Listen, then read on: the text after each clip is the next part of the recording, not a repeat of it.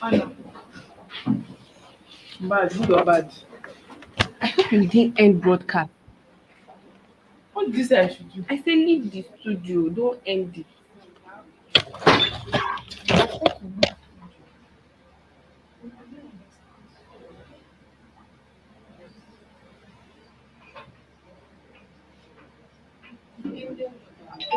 End it when you need to do, not end it.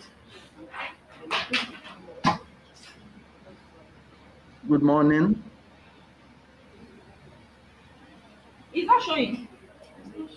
Yes, I'm watching it. It's not showing. Same thing. It's even saying I'm waiting.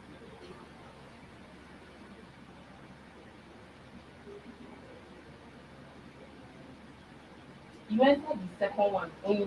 That's why I've That's why not I've been not been seeing you. seeing you. Enter You this said enter studio. this Not for two.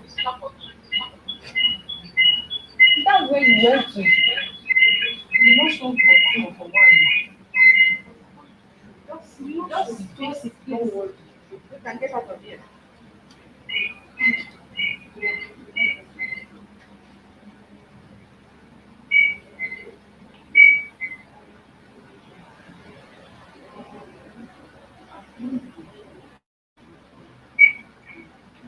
Good morning, good afternoon, good evening, Yes.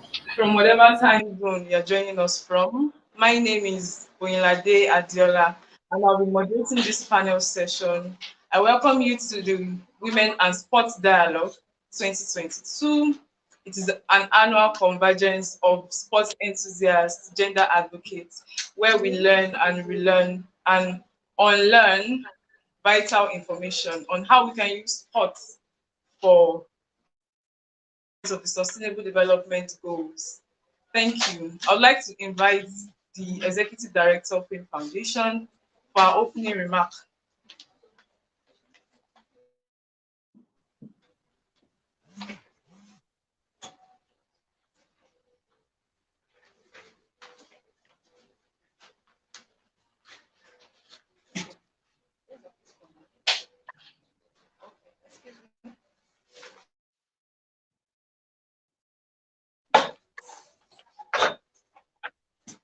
Good day, everyone. Um,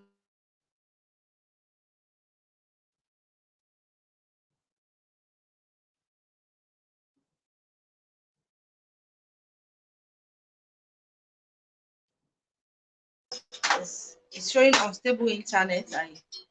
I want to believe everyone is seeing me.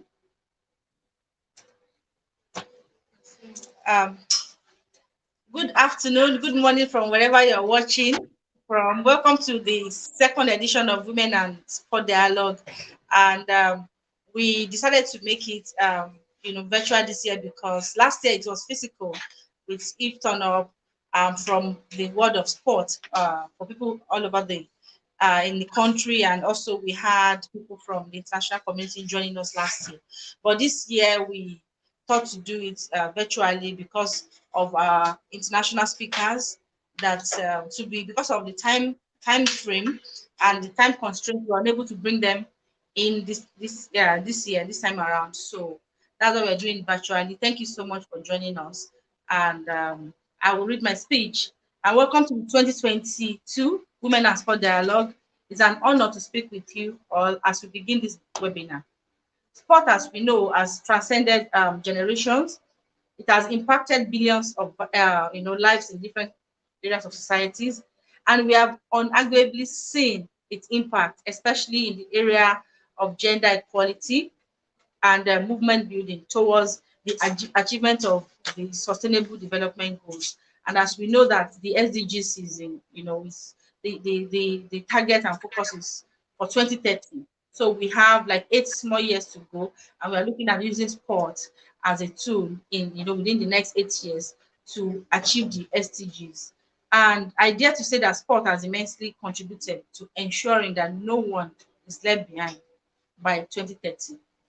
Today marks the International Day of Sport for Development and Peace, a day set out to advance the utilization of sport as an instrument to propel common liberties and reasonable turn of events.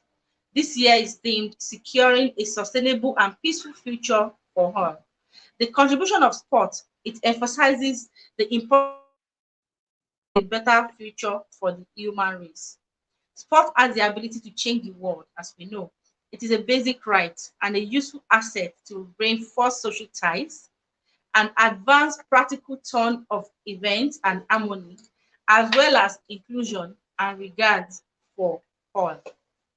Together, we can use the power and value of sport on and off the pitch to inspire and mobilize individuals towards peace building and development. Thank you for being part of today's dialogue. And of course, I look forward to an insightful discussion today. Sit back, unlearn, learn, and relearn. And also, happy that you contribute live, ask questions. We are live on our social media platforms. This is being tweeted live, is on Facebook live as well. So please join us, contribute. We need to find a way, as we know in Nigeria, that the country is heterogeneous. Is a diversified country. The only thing that brings us together in Nigeria is sport. As you can see, last week when the Super Eagles played, we do not care where anyone comes from. We only want to embrace the green, white, green flag. We all said Nigeria, Nigeria, Nigeria. So this is why, as an organization, we are using that sport. This is why, as Fame Foundation, we are using sport as a vehicle and as a tool for development. Thank you very much indeed. Have a nice time, and I wish all the panelists well, and also want to thank them for joining this discussion. Thank you. I know that a lot of you are busy, but despite that, you find time to join this discussion to also share your wealth of experience around sports and development. So have a nice time to all the panelists and to the moderators. Bye for now.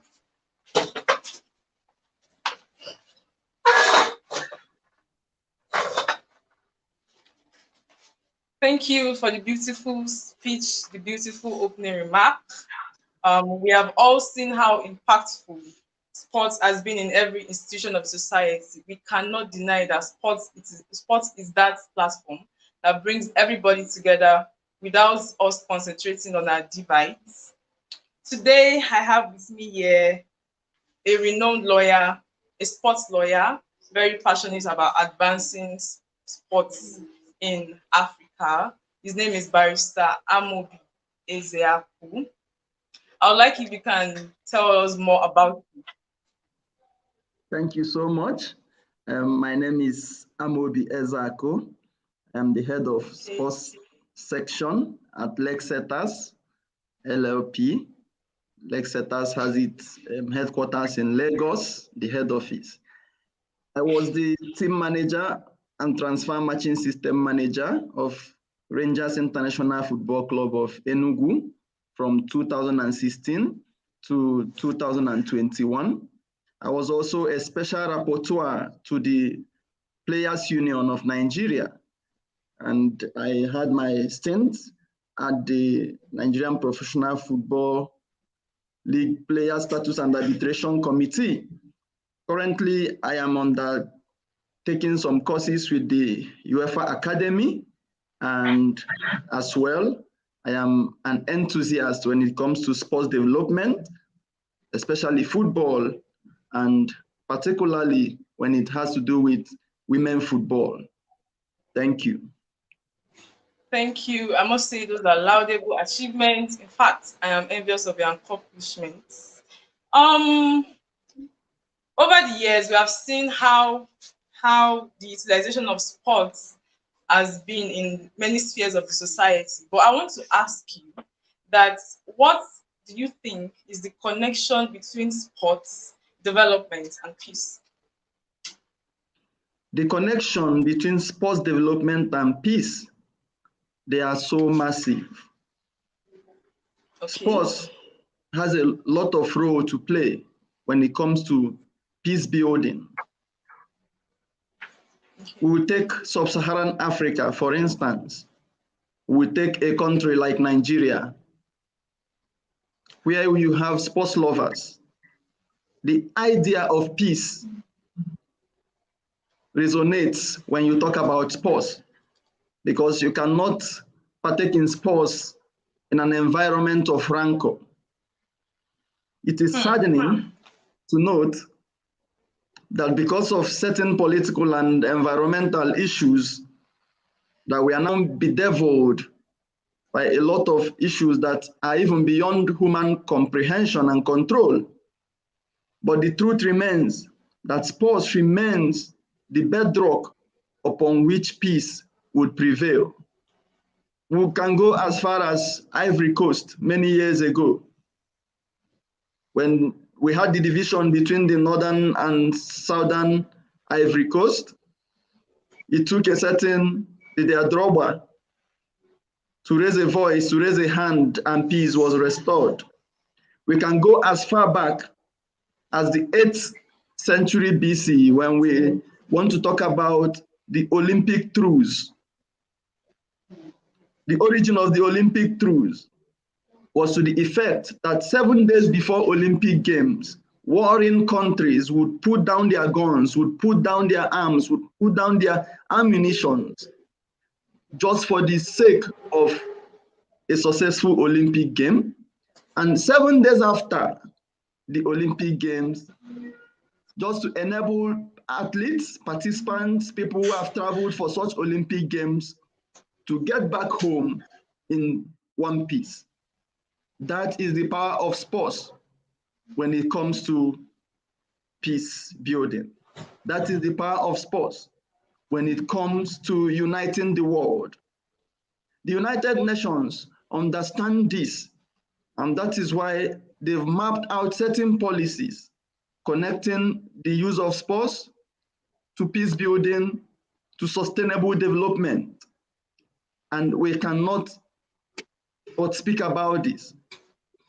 I do not want to widen the scope because as an African and as a Nigerian who has had direct involvement with sports development, I would say most humbly that most times when there are sporting events in parts of Nigeria, in parts of sub-Saharan Africa, that you will notice that bombings are reduced. You will notice that armed robberies events are reduced.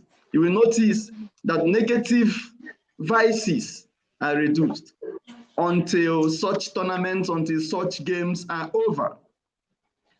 This is what sports can do. When I started my comment, I said I am an enthusiast when it comes to gender equality, when it comes to upliftment and empowerment of women in sports. And I will say that over and over again. I will say that 1,000,000 times because we've thrown so much light on uplifting the men's game. We've thrown so much light on giving highlights to what men can attain. There cannot be peace if there is no equality. And sports is a game. Sports engenders peace. It engenders equality.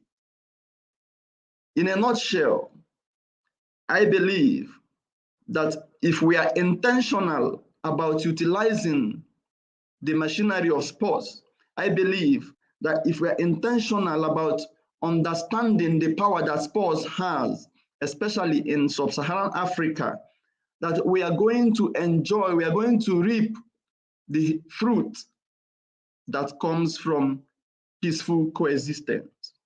Sports brings about respect. Sports brings about fair play.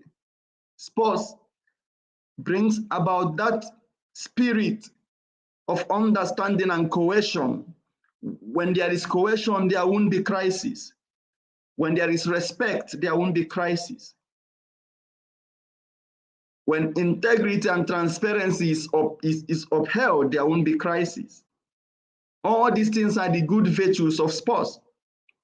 And that is why we cannot do away with the role sports has to play in bringing about peace, peaceful coexistence, not just within our little communities, but in the wider scope of our society. And I tell you, because charity begins at home, it is our humble position that in our little sports clubs, in our little sports entities, we can begin to preach peace. We can begin to preach respect for human lives. We can begin to say in our own little cocoon that indeed it is time to teach the young ones. It is time to really from within profess this doctrine of peace and then send it to the outside world. There are a lot that sports can do. Sports can be used to kick away racism. Racist statements are not peaceful comments. There are a lot sports can do. Sports can be used to end poverty. Poverty does not bring peace. A hungry person does not understand what it means to be at peace because he wants to eat even a fellow being. In a nutshell, I would say that we must understand that for us to enjoy world peace, for us to enjoy peace in Africa, for us to enjoy peace in Nigeria, we must begin to encourage active participation in sports from all quarters. Thank you.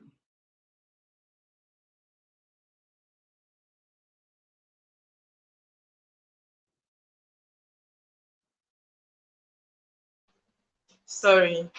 Let me apologize. We've been having network glitches, but I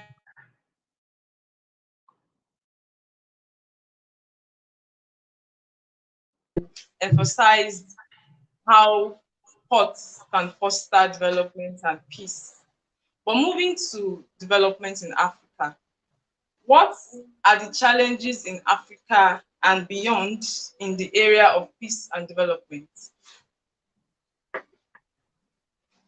Now, when we talk about development in Africa, it is a practical issue because we've had continents with visible development. We have continents with clear-cut strategy geared towards development. I think the problem, especially with Africa, is a problem of conscientious leadership, the will of the leaders to bring about this development. When the head is correct, the other parts of the body will follow. It is my argument, and I believe so strongly, that leaders in Africa, especially sub-Saharan Africa, must take into cognizance the need for us to develop the mind, to develop infrastructures, to develop the society as a whole. When you talk of development, you are talking in this respect now because you are trying to juxtapose it with sports. How have we been able to develop sports facilities? How have we been able to develop people who would also partake in these sports? How have we been able to develop their mindset, to develop the mentality of athletes?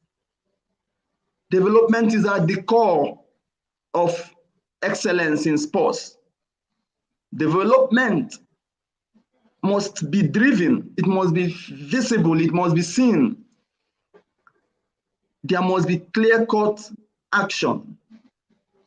We must see that we are intentional about bringing about this development.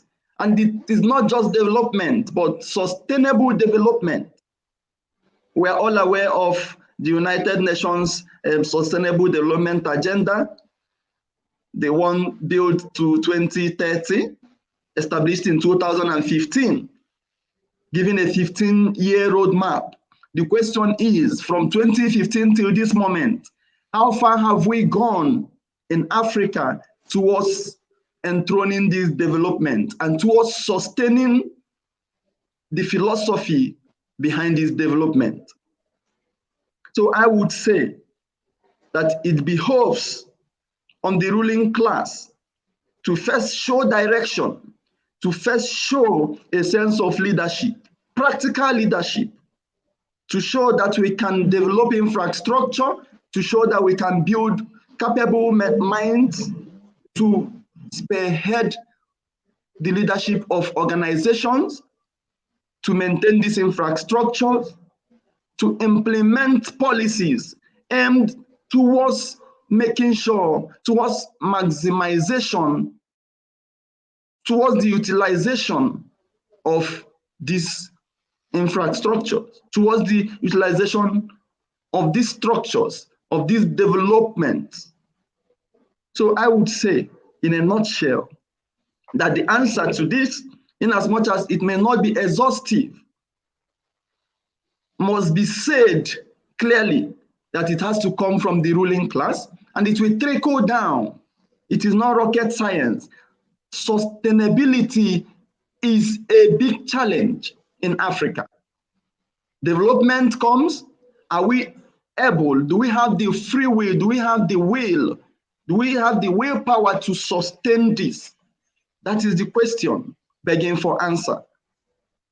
So in summary, it is my humble opinion that we charge political leaders, we charge leaders of government, we charge leaders of thought, we charge everyone who plays a vital, pivotal role in the society to look towards sustainable development of some of these projects. Thank you.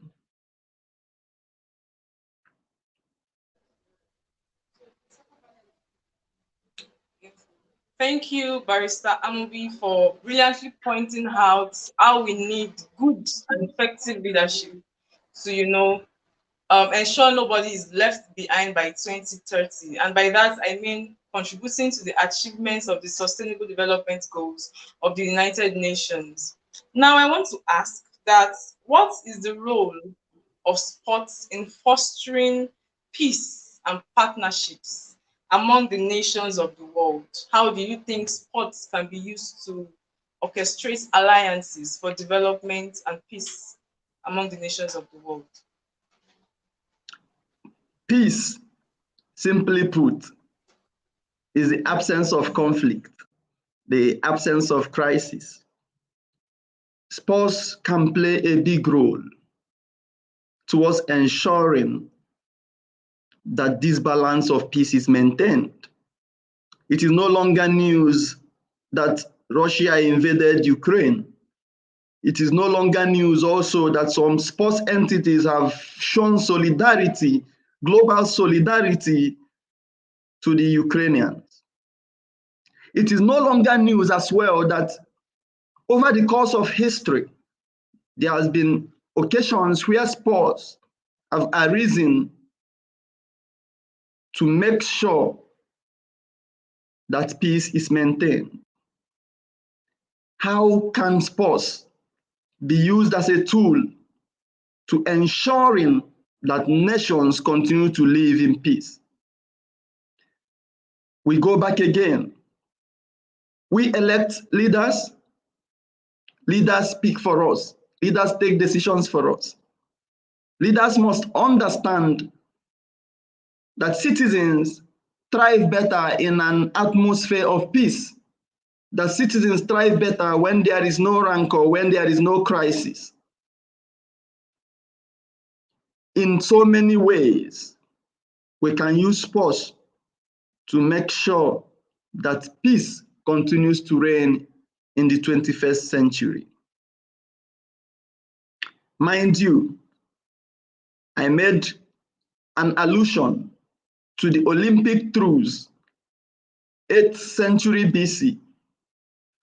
Such Olympic truce were always reiterated before each Olympic tournament.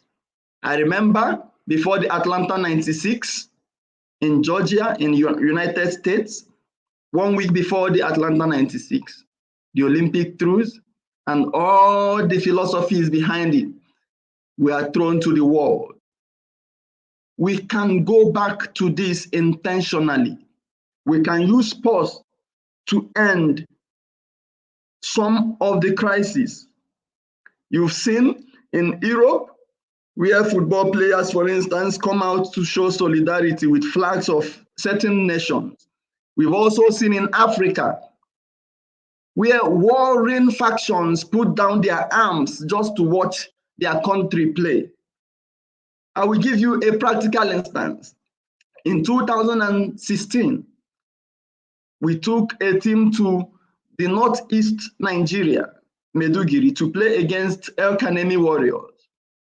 At that point, we were at the heat of bombings, we are at the heat of terrorism in the northeast. And because a team as big as Rangers were coming to town, they were coming to Maiduguri. Security, they beefed up security and all that. But that is not the point. The point I'm trying to make, on that day, after the match, we got even information that some of the so-called people terrorizing the Northeast came to see the match.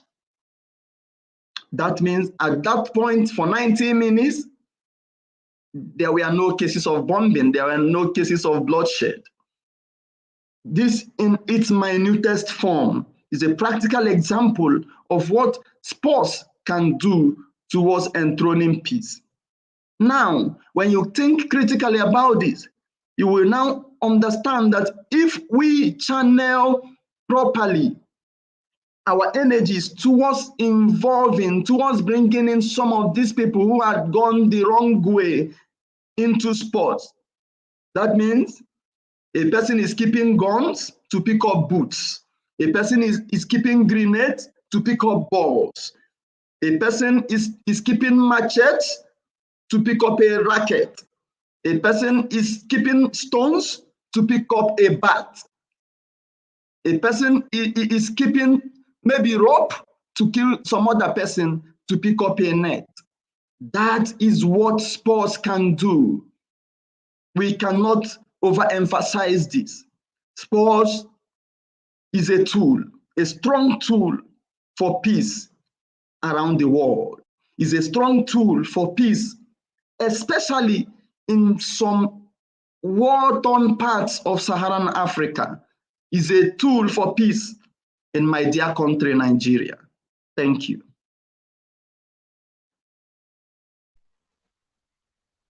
Thank you, Barrister Amobi. I like how you emphasize sports being a tool for development and peace in Nigeria and in Africa and in whatever nation of the world.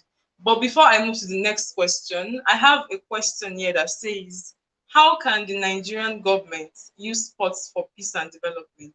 I remember you saying that sports is a tool for achieving development and peace in our dear country, Nigeria. So this person is asking, how can the Nigerian government use sports for peace and development? Thank you, Anna Mambula.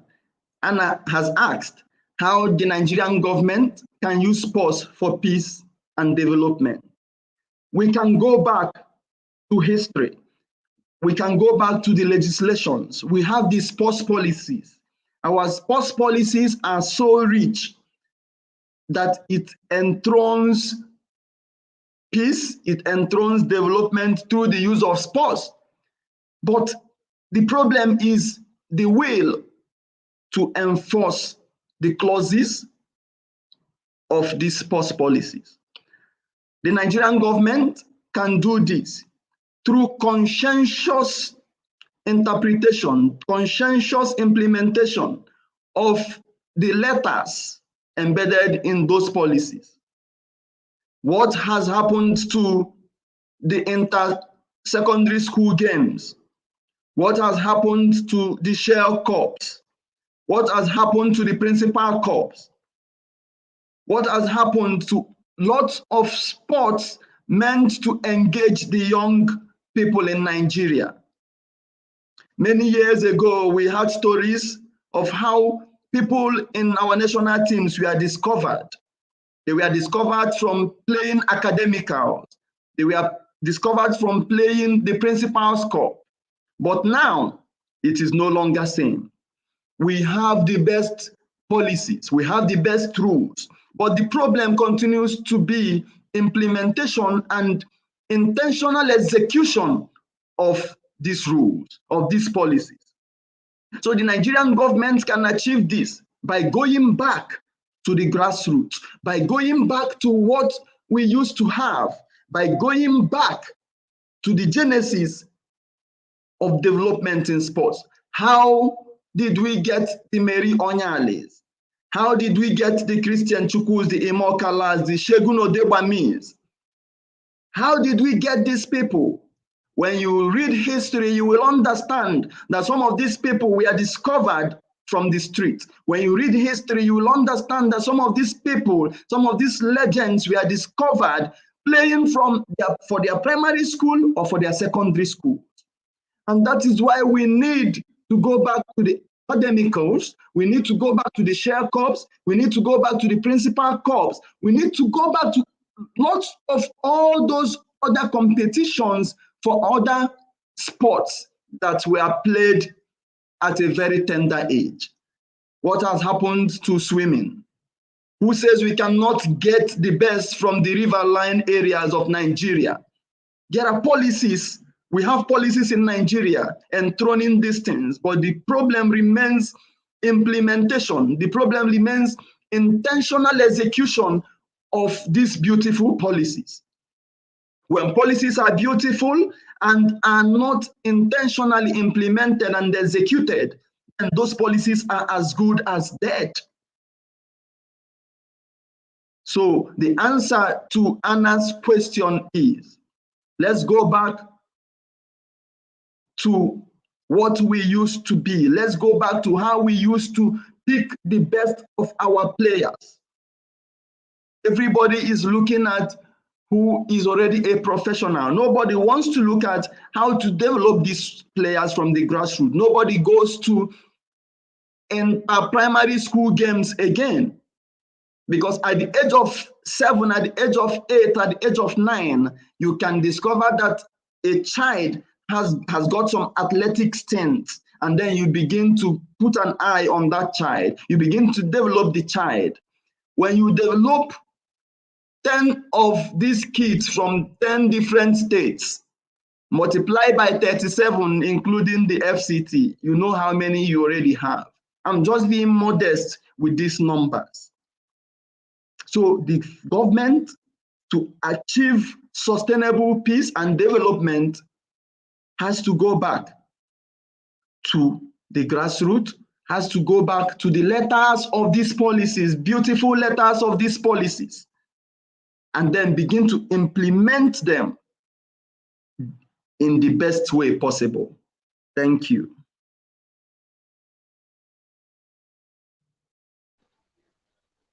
Thank you, Barrister, for emphasizing the need for the government to intentionally implement policies and the need for us to retrace our steps back to the grassroots if we are to ensure that sports be used for development and peace in Nigeria. I would like to ask you that what strategies and do you think that innovations such as sports for development implemented for peace and development?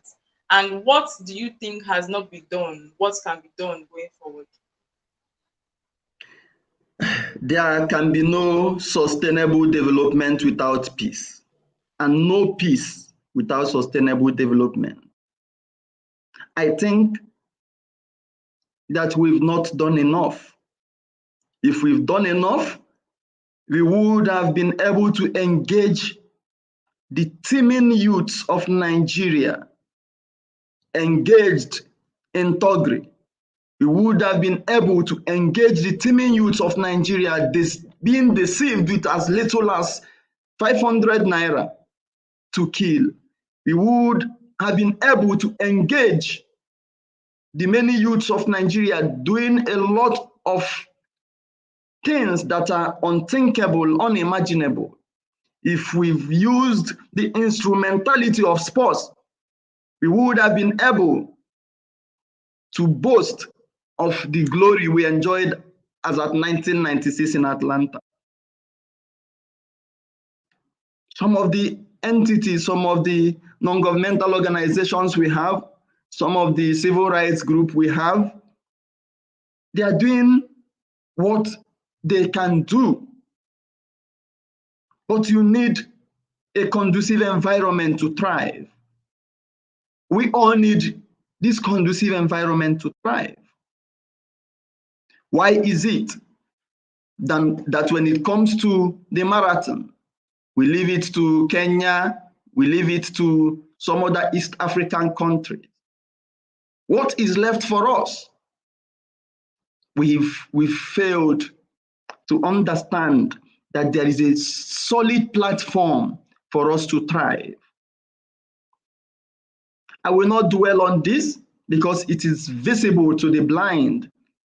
It is audible to the deaf. The answer is clear, is glaring, is staring at our faces that we have to do more. I don't think that we've done enough. I believe we can be more, we can do more by going back to strengthen the institutions we have with the competent hands that are filled within and outside Nigeria.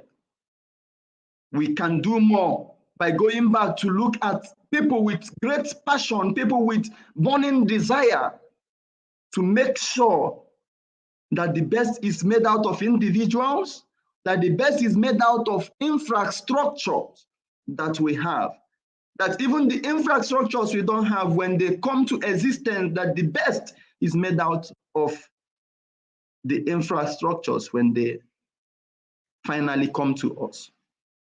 So I feel that it behoves on all of us. It behoves on private partners. It's the duty of public partners, sports organizations, civil societies, suppliers, the media, event rights holders, public volunteers. It behoves on all of us to come back to our senses. It behoves on all of us to understand that the world waits for no country. The world is moving at a very fast pace. And unless we fasten our seatbelt, unless we press down the accelerator, we will be left behind. Thank you.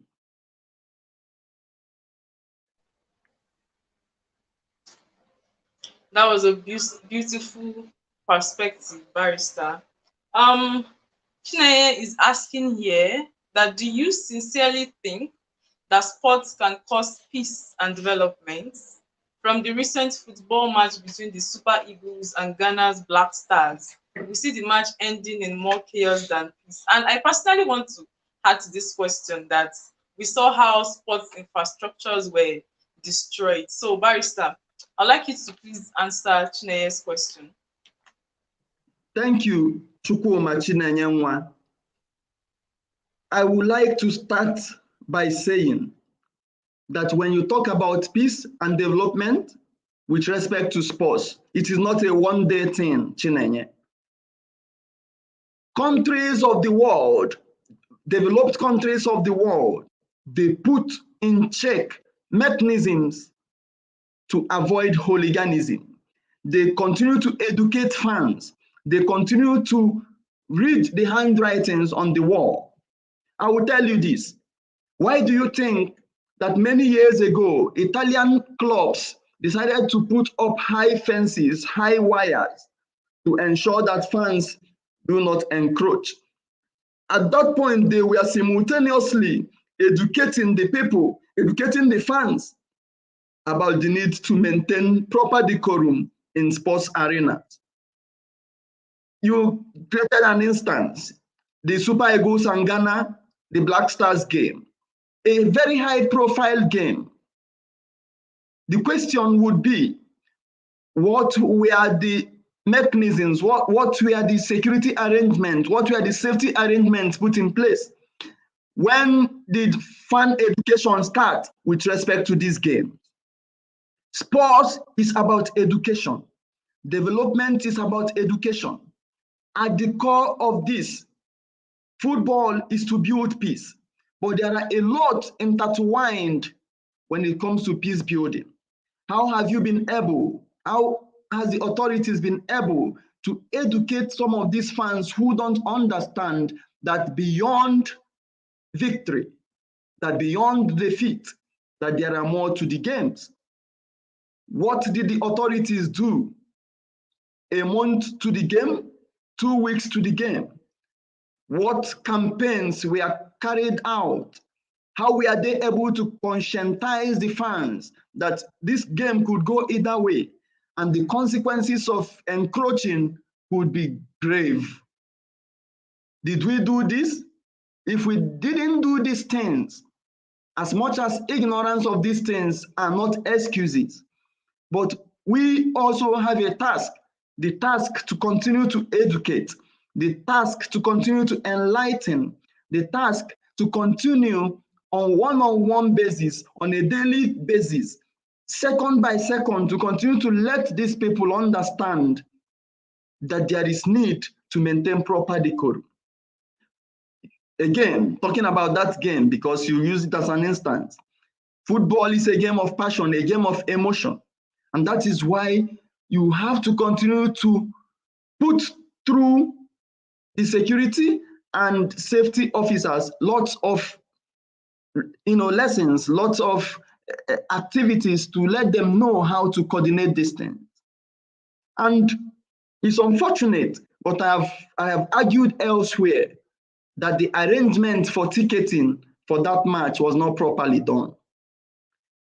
When you come to proper safety and security arrangement, if you have an arena of over 60,000 capacity, most times you print tickets of about 40,000. The remaining 20,000 would be creating room for eventualities like what we saw. What if there was need for evacuation, sudden evacuation? What would we have done? So we need to understand that if rightly the objective of development is breached, that it could gradually drift to chaos. We must embrace crowd control mechanisms. Crowd control mechanisms are also part of development because you don't know where each fan is coming from. So this is why I said earlier that we all must come together to put to an end some of these vices. This is why I said that we have beautiful policies, we have beautiful legislation, but we do not want to be intentional about making sure that these things work for us. Now, how could we have averted this? If we had started 14 to 21 days before this game, on radio, on TV, on social media, you cannot do away with the impact of both the new media and the traditional media. We start educating the crowd, educating these fans. Some of these people may not have televisions, but they can read in their native languages. You have the leaders of thought in their societies, speak to them about this. I bet you the hazards would have been minimized. Why is it that in most other countries in Europe, when games end the way it ended in Abuja, that there won't be crisis? Because there has been continuous education, continuous enlightenment, because the so-called legends from this country continue to put themselves out towards ensuring that the people who love them, the people who respect them, would see the message they've sent, a message of peace, a message of hope, a message of transformation, and that they will listen and that they will not encroach and that they will not spoil things, because when you spoil things meant for public consumption, you are already shooting yourself on the foot. I feel and I hope, I believe that I've at least done justice to Chinenyenwa's question. Thank you.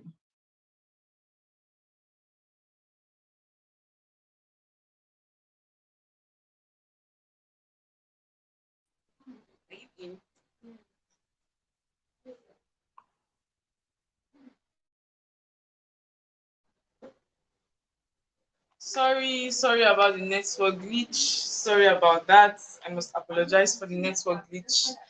I think I lost you where you were talking about how we need to continue to educate fans, because football is a game of passion, is a game of emotion. So we just need to continue educating fans about proper, I think, measures to take going forward.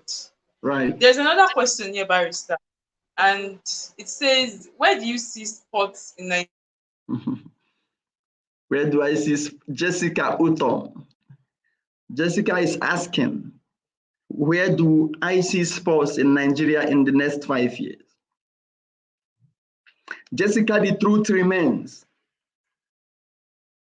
If we fail to go back as quickly as possible, if we fail to realize that sports is on the descendancy in Nigeria, in the next 5 years, it would have evaporated. On the other hand, I will now present myself not as a prophet of doom, but as a prophet who has come to bring good tidings. In the next 5 years, if we go back to do the right things, if we go back to grassroots, if we go back to bringing back, reinstituting some of those prominent games in primary school, in secondary school, the academicals, the share corps, whatever you call it, provided it is played from the primary, the secondary. The Nuga games are still there, but what is the quality? So Jessica, if we don't go back, I'm afraid there may not be a strong future for sports in Nigeria.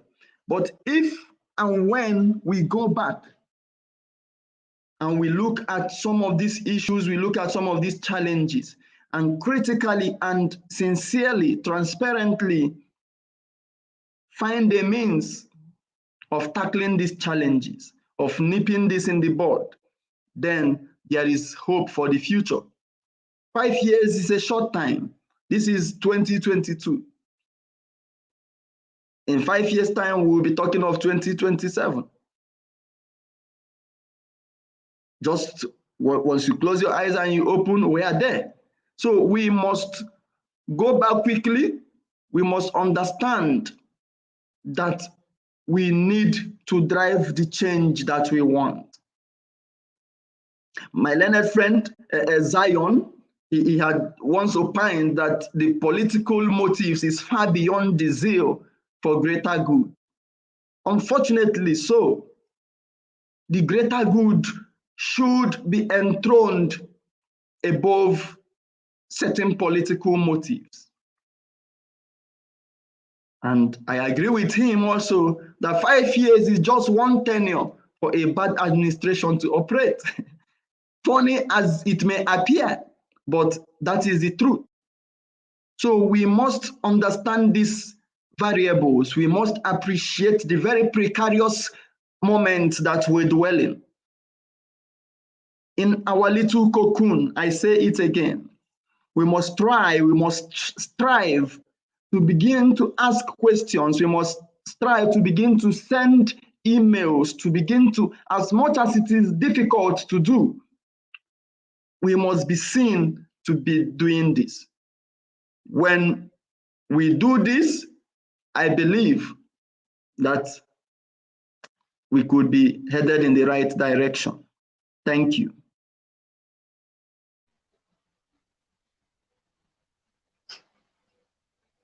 Thank you, Barrister. You are definitely not a prophet of doom. And indeed, 5 years is a short time. I agree with you that we really need to retrace our steps if we are going to, we need to, enthrone the greater good above the political motives, just as you pointed out. I would like to ask you as a final question that, do you really think that the Nigerian government is investing as they should in sports? Well, in all honesty, I feel that this particular question should be answered by the Honorable Commissioner for Youth, for Honorable Minister for Sports in Nigeria. But I would say that I feel that more investment should be done with respect to sports in Nigeria. Why do I say so? No matter how you want to look at it, sports is played by the younger people. To engage these ones, why can't we have a replica of Go projects around the 36 states of the Federation? Why can't we have sports complexes scattered all over the states? Why is it that sports complexes are being turned into political campaign arenas? Why is it that sports complexes are being turned into housing estates in some states in Nigeria? Why is it that sports turfs are not being maintained? Why is it that when elections get closer, they begin to transform the microscopic view of this sports complex into political matching grounds, political arenas? We can do more. The leading class, the political class, the elites of Nigeria, of sub-Saharan Africa, can do more towards instituting a proper regime for sports.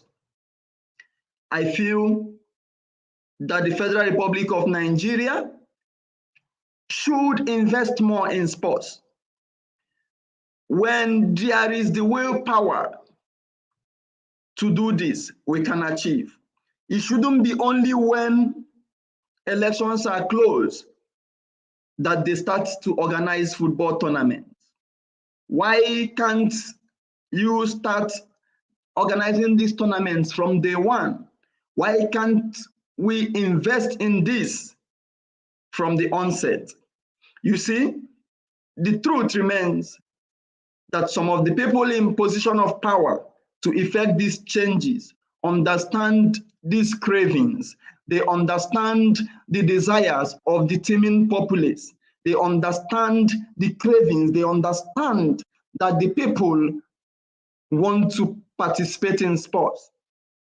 But because they've so much understood how to use the instrumentality of poverty, the instrumentality of idleness to really bring down the average young mind, the average athletic spirit, the average talented spirit of any athlete in Nigeria, then what they do is to ensure that those conducive atmospheres, those environments, those stadiums, those playgrounds are not there.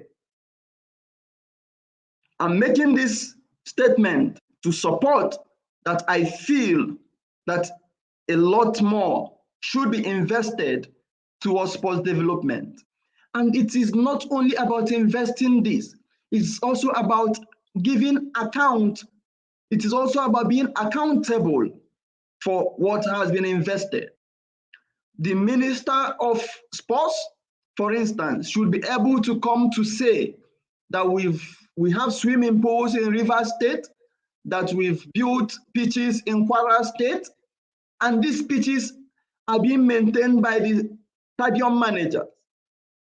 One can come to say, we've built proper lawn tennis courts in Plateau, in Jos. One can come to say that because we want to promote gender equality in participation, we've built for the women in every state an average of 5 sporting complexes. These are intentional commitments towards the advancement of sports. These are intentional investments towards the advancement of sports. And it should be so, and it should be rightly and intentionally implemented. Thank you. Wow, that was a really nice perspective. I must say that you're an embodiment of knowledge, Barrister Amobi. Thank you. But I would like you to give a living statement, a take-home statement for our audience. Well, I believe all I have said could serve as a take-home statement to our audience, but I will say that sports can change the lives of so many people. Sports can do so much. Sports has a lot of power. I would also say that for those who are in the position of authorities, the political class, who have all it takes to bring about these changes, especially with respect to the field of sports, they should look inwards, they should ask themselves certain salient questions. And if these questions begging for answers have the answers embedded in their palms, they should do as much as possible everything within their means to make sure that we have a right and perfect sports regime. Again, I would say that as an enthusiast, as an apostle of equality in sports, that we expect a lot of women and girls to also come out, to also show passion, to also show enthusiasm. I was so glad when I looked at the Camp Nou and it was filled to the brim, and I saw our own Asisat Oshoala beaming with smiles because the Barcelona female team had created a history filling up the Camp Nou. And I asked myself, why can't this happen in sub-Saharan Africa? I asked myself, why can't this happen in Nigeria, where I come from? I asked myself, why are we not intentional about supporting causes like this? Causes that will bring about peace. Causes like this that will eschew hatred. Causes like this that will give people, especially women and girls, the power to continue to dream, to continue to hope, because in Assisat, they may have seen a role model appearing before over 90,000 people at the Camp Nou in Barcelona, Spain. I would like to also thank FAME Foundation for the opportunity to be here. I told the director of FAME Foundation, Mrs. Aderonke, that it is a great privilege to have me here to share, to rub minds with other people on this very critical issue. And to everybody that has listened to us today, or to me, you may have your reservations, you may have where you disagree with me. These are normal. So far, we are doing this in good faith. So far, we are doing this in the spirit of sportsmanship, in the spirit to see that development comes to not just Nigeria, but to other parts of sub-Saharan Africa, Africa and the world. So we must continue to speak about using sports as an instrument of peace. We must continue to speak about using sports as an instrument of sustainable development. We must continue to speak about this. Let us not give up. Let us continue to push. Let us continue to be the change we seek. And I believe, like someone asked, where do I see sports in the next 5 years? I believe that when we do these things passionately, when we do these things expecting nothing in return, when we do these things just to promote and put Africa on the map where it is supposed to be, we would all be better off in the end. Thank you.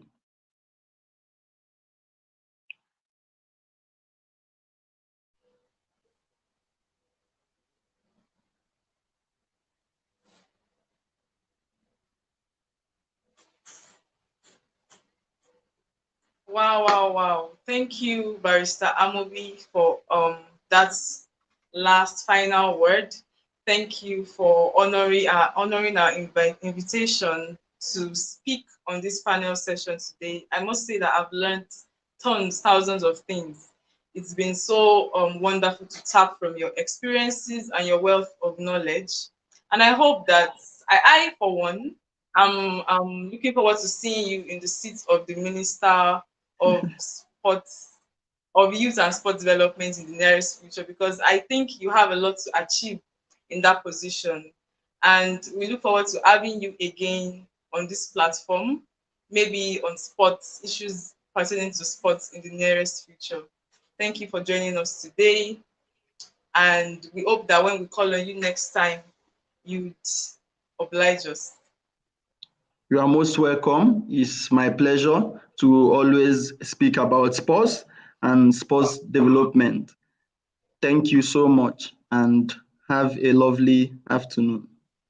You too, Barrister. We've come to the end of this panel session. Thank you for joining us from wherever you joined us from. It's been so educative, it's been so interactive and intriguing. But before I end this session, I'd like to invite Anna Mambula, Program Manager at Film Foundation, to speak on our Play Dreamers program.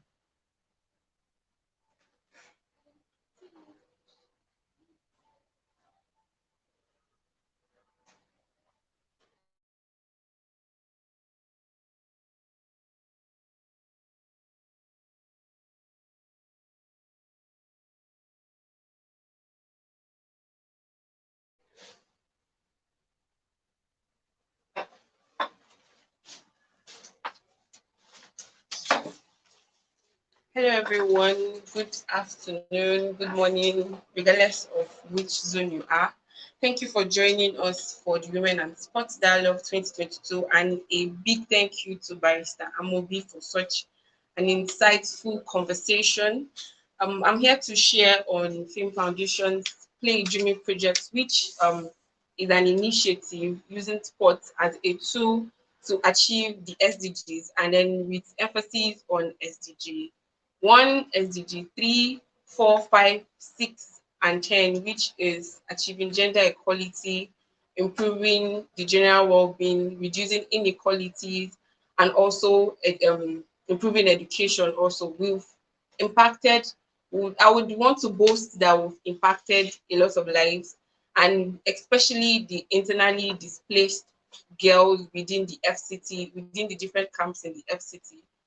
The Play Dreaming project is one which is very peculiar and strategic towards improving the lives of those girls, and also reducing their chances of early marriage through empowerment, through engaging them with in sporting activities, through that they're able to see, um, just like their male counterparts, they are able to play sports, they're able to engage in sporting activities and also excel. Through that, we're not only teaching them and also mentoring them that they can be in sports, but they can also achieve more in other areas of their life. And then we're proud to say we've empowered over 200 internally displaced girls and giving scholarship to over to improve their basic to improve their education and also increase their chances of a better life. Play Dream It is an initiative in partnership with the French government through the AFD, that's Agency for French Agency Française Development. I'm not a French person, I'm Nigerian, but it means French Development Agency in English. So it's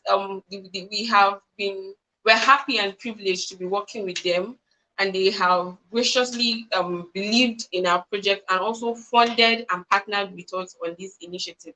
We also have the GSMP program, which is a global sports mentoring program, which have also which has been a great source of encouragement, seeing people who believe in our initiative and also not only believe in it, go ahead to funding it. So Play Dream It activities are not just centered on playing football. It goes beyond the playground. Girls are appeared with mentors. They are taught on personal hygiene, they are taught on leadership, they are taught to believe in themselves, build confidence, and also develop themselves towards being greater women. By so, we are improving the amount of women, we are improving the nature of women in which are growing in our society, and also improving gender equality in that process also. Thank you, everybody.